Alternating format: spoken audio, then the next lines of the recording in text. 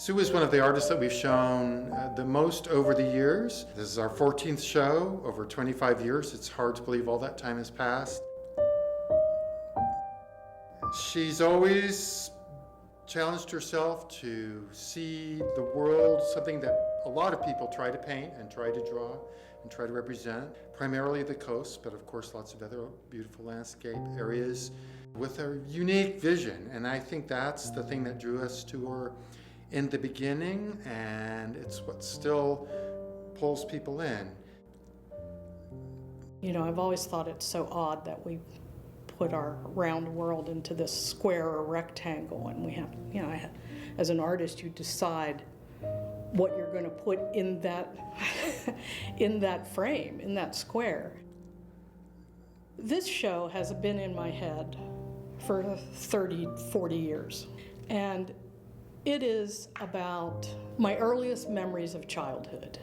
I had wonderful experiences with both of my grandmothers in nature, and then of course with my mom and with my dad.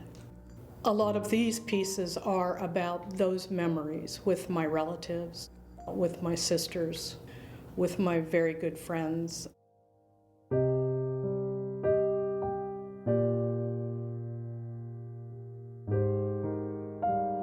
Bahama bonfire. People who aren't from around here probably think it's Bahama bonfire. When I first moved here, Bahama, that was way out in the middle of nowhere. It was a lovely night. All of us young women around a bonfire together and just having a really, really great time. That evening has been imprinted in my mind always as getting to know community, caring about so many people for so many years. The Pawleys Island pink piece is, I think, pivotal in my development as an artist. And it's about having a conversation with my mother at the southern end of Pawleys Island. And we're standing on this bank of oyster shells, and we're trying to decide whether the pink is actually the shell itself or a reflection of the sunset. And of course, little Nancy is there picking up the shells going, the shells are pink. Shells are pink. so anyway, Mom and I decided it was both. I love talking to my mother about color and about painting, and I just loved being in nature with her.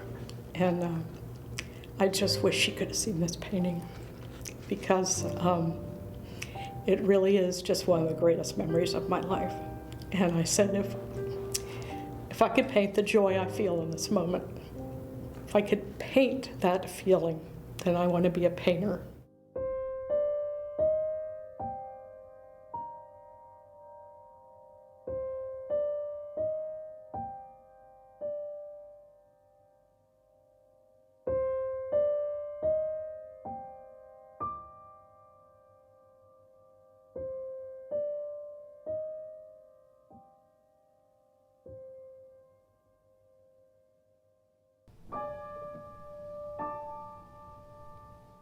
When I first moved to North Carolina, I fell in love with Emerald Isle.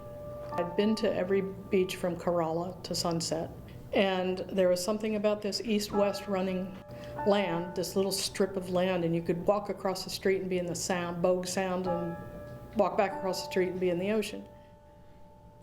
That whole power of the ocean to me. To be on the edge of a continent, on the edge of this gigantic ocean, and you get to walk there. Well, one thing I always like to say about SUE and her paintings is that she's helped me experience the coast in a different way in particular. I'll often be walking on the beach with my dog and my husband, and I'll look at something and I'll say, that's a SUE SNEDDON sky or a SUE SNEDDON perspective, because I'll notice the way the light is reflected in this wet sand. These are pools of water that don't last at all. They're momentary. The tide comes in, it may stay for a couple of seconds, then it's receding. That's what she's seeing. And these paintings really brilliantly capture that very specific moment, the reflection of the sky. There's some ripples that you see, very subtle. So you get a sense of motion, but it's clearly stopped in time. I hardly ever paint from a photograph because I have yet to see a photograph that is what I exactly remember. This is like where I could live in wet sand. In that space, on that plane where you're looking at the sky reflected in wet sand, this powerful ocean comes in and then just goes at your feet, you know. What this painting comes from and from memory is that I wish I could remember the first time I saw the ocean. I wish I had that memory. This night is one of those nights where I just, I walked out onto the beach. This is Ocean Isle that's close to where I live now, so it takes me 10 minutes to get over to the beach. And so I was like, oh, the moon's supposed to be coming up. I'm gonna go over there. But I hadn't painted in 2.5 years due to caretaking of 2 of my loved ones. My sister Cindy passed away. I didn't have time or the desire to paint during that time. So this night when I saw this, I was like, the spark came back. We've kind of come back, things are at peace, and oh my God, look at this. And I have to do this soon because I don't want to forget this. So I did it the next day, and so that's why it's called Last Night. My greatest heartbreak for this show as we were putting it up is not being able to anticipate one of Sue's amazing openings.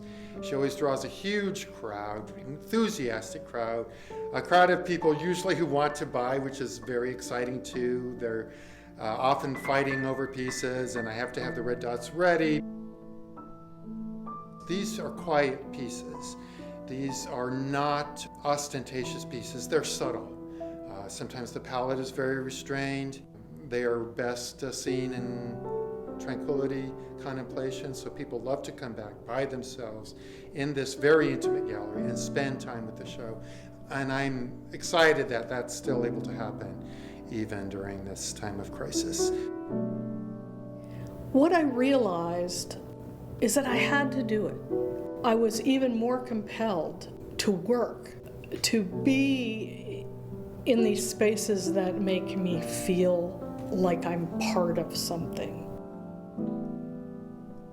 I just love that feeling of the sky, the earth, the air, the water, everything is just right there, and I sometimes just feel like I'm floating right there. John kept texting me photos of sunsets and sunrises, and everything's a SUE SNEDDON painting, and he said, and it's exactly what we need, because nature is bigger than all of us.